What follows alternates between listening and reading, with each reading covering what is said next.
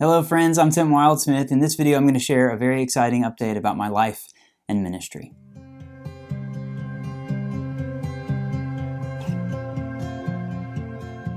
Okay, this is a special video for me sharing some personal news about my life and ministry. Yes, I am getting ordained by my church, and that's going to be happening here in a few weeks. And so I wanted to record a video and share a little bit about it. It's been a long journey for me towards ordination. It's been a unique journey. And by the way, the cover of the video, I'm not going to be wearing a collar. I'm getting ordained as a Baptist minister, but I just found a stock photo and superimposed my face on it. So I do know some Baptists who wear collars on occasion, but I'm not planning to be wearing a collar regularly. But so yeah, I have been in ministry for the better part of the last 20 years. I got my start in ministry as a worship leader and led worship for over a decade in the local church, leading worship at camps and conferences and retreats, but was kind of in my 20s, was anchored at two local churches. The church that I grew up at, really, I guess I went to youth group there. It was an evangelical free church in the Midwest. It's called Brookside Church.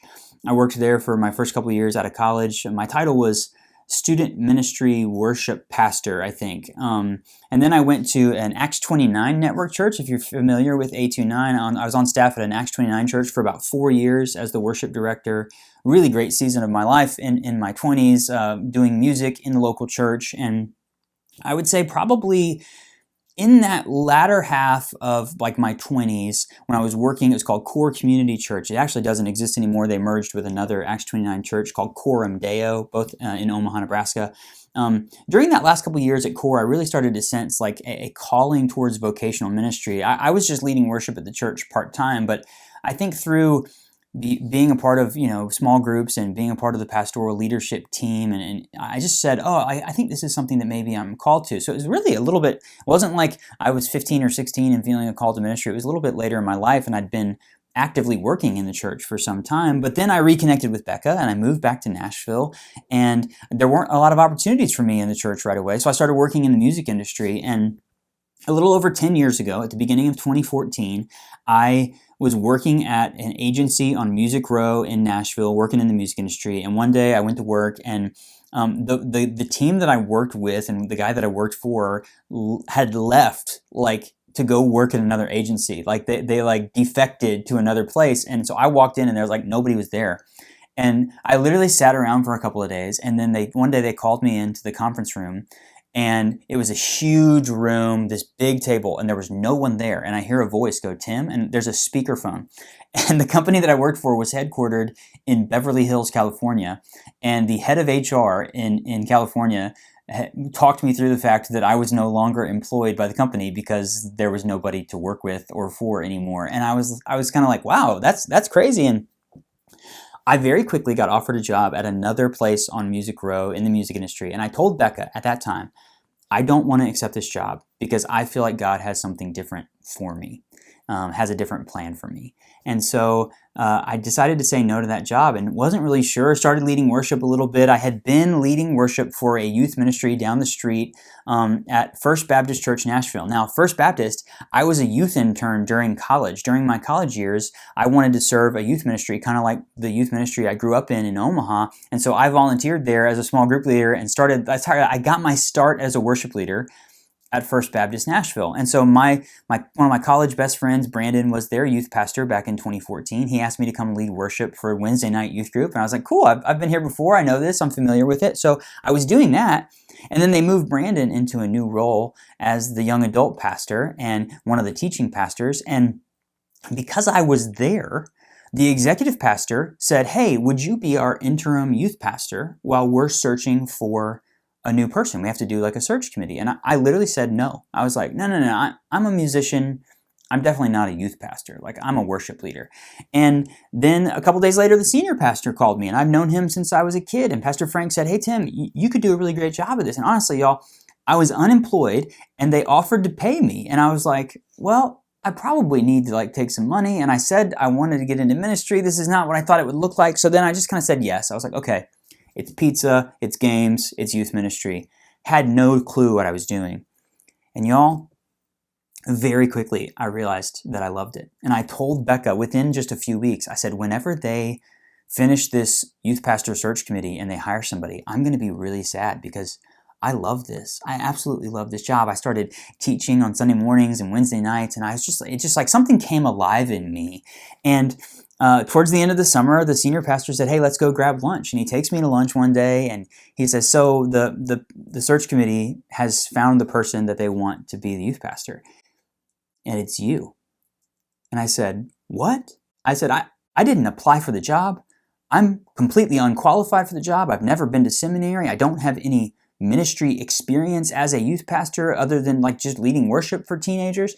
And he said, "You've earned the job and everybody loves you." And he's like, "If we don't hire you, we're going to be in big trouble with a lot of the students and their parents." And I was so thrilled. And so I started this season where I ended up working there for almost 6 years as the youth pastor. And this kind of like Brandon. Brandon went to be the lead pastor at another church, and they moved me into more of a young adult teaching pastor role at the end. And it was a great time. It's there that I decided I wanted to go to seminary. I kept saying, my well is not deep enough for this job. I need to study the Bible. I need to study church history. I need to study theology. I need to deepen my well for myself and for the people that I'm serving. And so decided to enroll at Fuller Theological Seminary. And so I was doing that and going through that season. It was the church, first in the Baptist world, right? They licensed me first. So I was licensed to preach and to do weddings and to do child dedications and funerals and things like that, which are things that I truly love to walk alongside people. I'm getting ready to do, as I'm recording this, I'm getting ready to do officiate a wedding for one of my students from my youth ministry days. And then we had started talking about ordination. Senior pastor said, "Hey, when you finish seminary, we're going to ordain you." And we put together an ordination council, and it was like, yeah, it was a long and winding road for me in ministry. But I really think that during those seminary years when I started studying theology and studied preaching and stuff like that, I said, oh, this is what I'm called to. I have found what God created me to do. And then I left First Baptist at the end of 2019. I no longer worked there. I was still in seminary. I went to seminary full-time, fall of 19, spring of 2020. I don't know if you guys remember, there's this little global pandemic that happened in 2020. So I'm finishing seminary, but I'm no longer on staff there. And then that's when I started this YouTube channel, was when I during COVID and all of that. And then about a year later, I started working at Belmont. Many of you know that I'm one of the campus ministers at Belmont University, where I went to college. And so because Belmont is an ecumenical institution that's not denominationally affiliated, I didn't see a pathway towards ordination once I took this role about 3 years ago.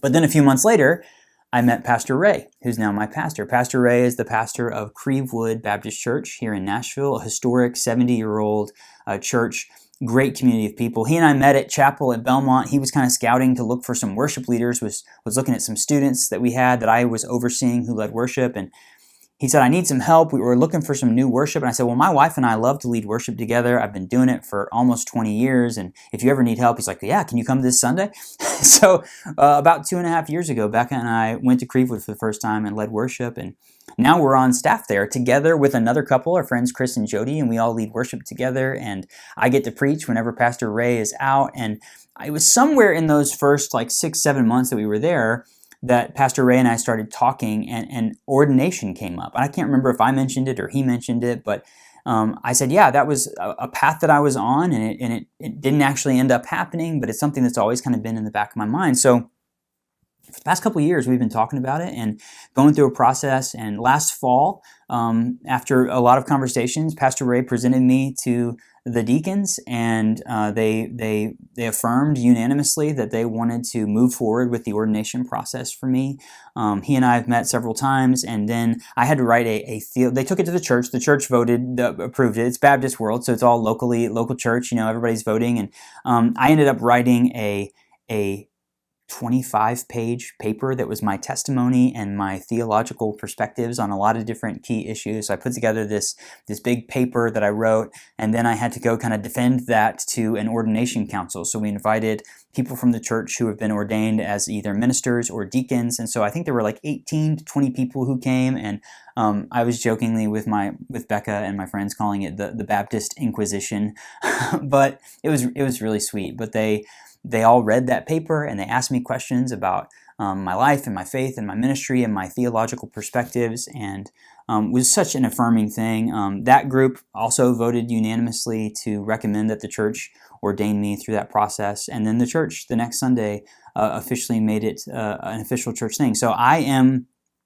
being ordained by Crevewood Baptist Church on April 14th, Sunday in the evening. It's going to be at 5 p.m. in the church. If for some reason you live in the area or you're going to be in Nashville that weekend, it's open to anyone. I have invited a bunch of my friends and family and people from that I've intersected with from ministry. So it's going to be a really fun time to kind of celebrate. And as a Baptist ordination service, my pastor is going to kind of lead the way. We're going to worship a little bit, and the main thing is it's going to be a time for people to pray over me and to lay hands on me and pray. And I am honored by Crevewood and the people at Crevewood, the members of Crevewood and the ordained folks there who have kind of seen this in me and affirmed this calling on my life. And I'm excited about, as I've shared in this video.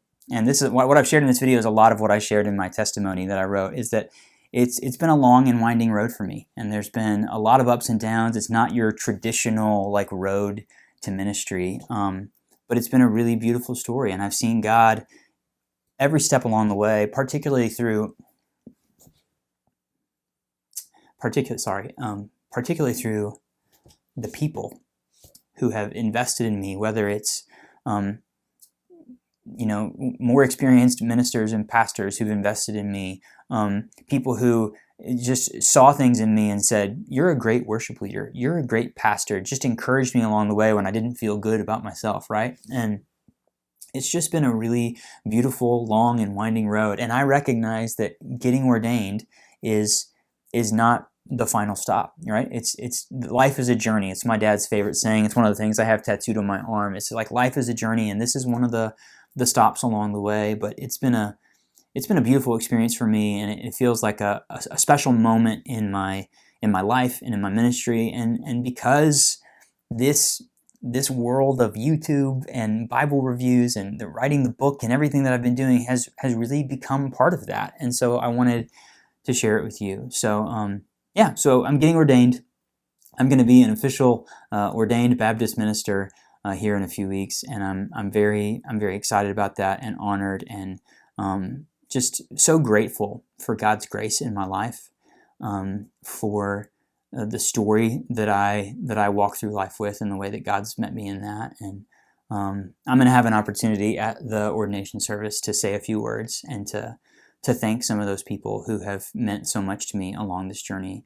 And so it's gonna be really special. So seriously, if you're around, you can. I think Tim Nichols is going to come down from Kentucky to be there. He has become a dear friend over the past couple of years. So I'm excited to see Tim again in person. And if you're around, look up Crevewood Baptist Church. Join us at 5 o'clock on April 14th. And if you're not, I think we're going to we might even be able to live stream it. The church has some live streaming capabilities. So if you're interested in streaming it, let me know, and I'll try to figure that out with our church tech team. And I would just covet your prayers as I kind of move through this season. And I'm just excited. The word expectant is used a lot, but I'm really just excited about what God has and expectant for the future. And I know that this is an important moment. So thank you for listening a little bit and hearing some of my story. I appreciate you watching. I'll see you next time.